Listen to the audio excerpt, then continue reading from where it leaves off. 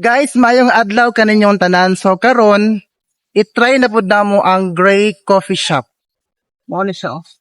Naka-remember na ko guys. Before mao ni siya ang di kalsada katong imnanan sa mga palahubog o mga palaigit. But then karon, unsa na siya kanindot nga coffee shop nga gidugukan sa mga tao. As in grabe kaayo, mga tao gatapok yun. As in taas kay linya. Guys, kanang medyo taas-taas pa kayo ang linya. So, dito sa kanang kalikod kayo. Kapila ba tangalin niya din? Kapila tangalin niya, ikalap tangalin niya? So, taas kayo niya, kailangan need more patience para ma-reach niya mo ang counter. While galing niya ang akong kauban para mag-order, kapangitabod ko og naplastaran. Halos sa ang mga table occupied. Pero naay nindot dire ko napadulong sa naay mga gwapa. Dagan kay gwapa dire guys. O nara o.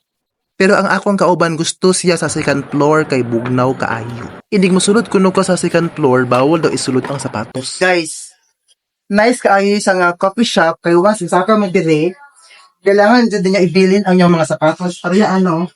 Oh. Kaya sa pagsulod din niya sa coffee shop, dapat nakahubo na inyong shoes. Kaya ano? Unlike sa first floor, na pwede na ka magsapatos jud. Very nice kayo ang atmosphere diri guys. Kay syempre bugnaw siya at the same time. Grabe ka hindo. In fairness, dagan kaayo customer. While we are waiting sa mo ang order nga coffee. O diba ang mahiwagang notification? Guys, muna siya ang Spanish latte.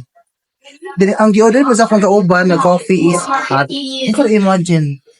Hot Spanish latte. Muna siya ang hot Spanish coffee. Muna siya.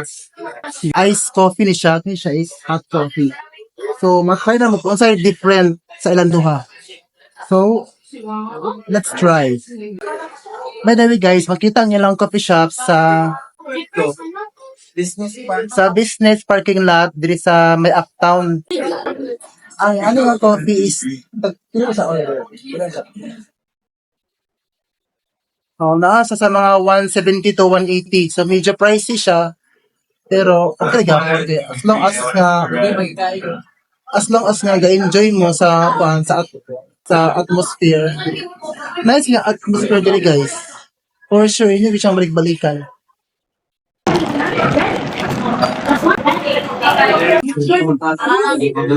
Dami isang?